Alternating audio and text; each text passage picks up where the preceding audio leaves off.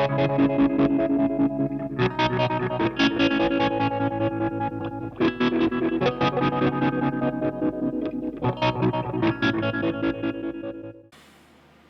everyone, I built a Tonebender Mkii. It's based on the Fuzz Central schematic. If you search for Fuzz Central and have a look at the Tonebender Professional Mark II schematic at the top of the page, that's the one that I've built here. Just a few things I've got to say about it. I just put it together this weekend. I just had a bit of enthusiasm just to build something, and I thought I'd give it a go. I built it on my own layout, and I incorporated the charge pump to flip the power over. The paint that I actually used to paint this pedal is it's powder paint for the powder coating gun, and it's actually lure paint, and it was a glow-in-the-dark lure paint, glow-in-the-dark red, and it does glow in the dark, but you have to really point a light at it. I'll show you now. I'll just turn the lights off. Not sure if you're going to be able to see this, but we'll give it a shot anyway. It's just my mobile phone, the torch on my mobile phone. But yeah, you can see, like, you got to use that much light just to get it to glow. I was hoping it would be a bit more reactive than that, but yeah, that's all it managed to do, unfortunately.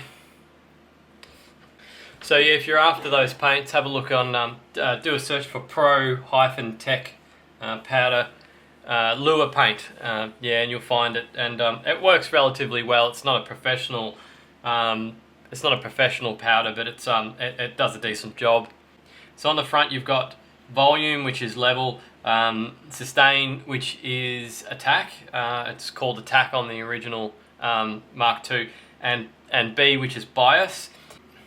With the level potentiometer, I actually used a 10k pot because I didn't have 100k on hand, and I believe the original units used 100k and 250k, and I just wanted to check on do-it-yourself stomp boxes if changing that would actually have an effect on the circuit. And someone explained that you would get it would actually cut a lot of bass, and I noticed that the bass was cut pretty badly, and it was very trebly.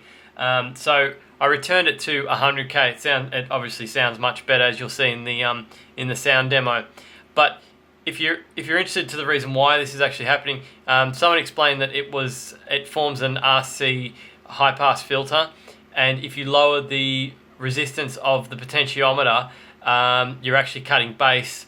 So if you want to see the theoretical side of it and see it in action, Google RC high pass filter and put in those values, 10k for the resistance and 10 nanofarad for the capacitance, and see where the frequency gets cut off, and then put in 10 nanofarad for the capacitance and 100k for the resistance, and see where the frequency gets cut off again, and you'll notice that with the 100k it lets a lot more bass through.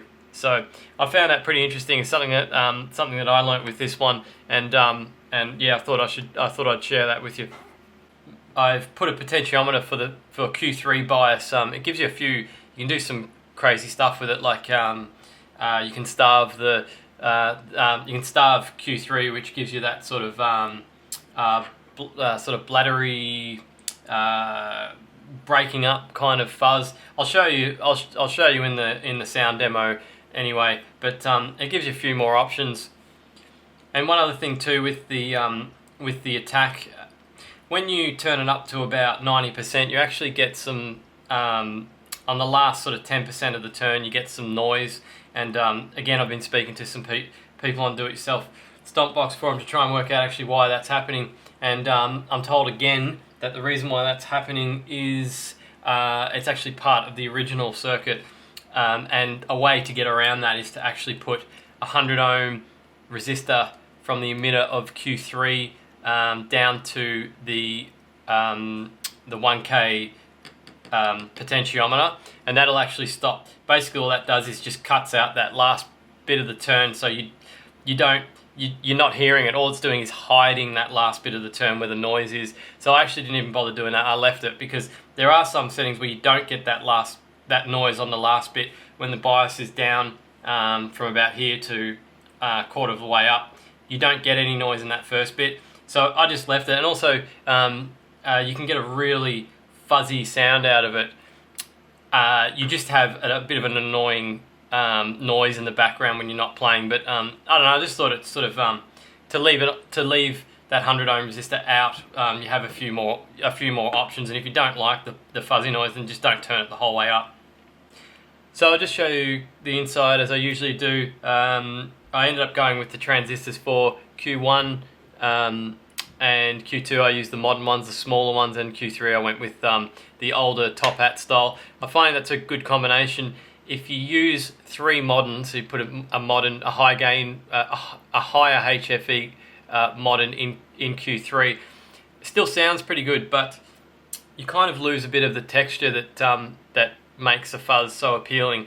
And I find that if you put the older, leakier transistors in Q3, it just sounds better. You need to have I think you need to have a transistor in Q3 that has a fair bit of leakage, over 100 microamps. In fact, I'd almost say that's more important than the actual HFE to a certain degree, though. So also with Q2, I ended up putting 2. I think they were about 50 or 60 in each.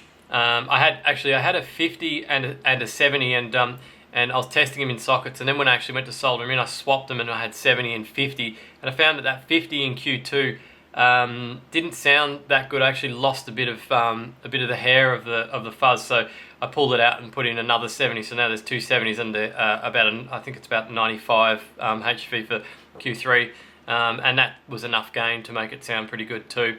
And so yeah, also just what I was saying before with the charge pump, you can see the charge pump's there, so it's all on the same board because I actually designed that board myself in Dip Trace. So I want to do a decent sound demo on this one because you can get some pretty cool sounds out of it.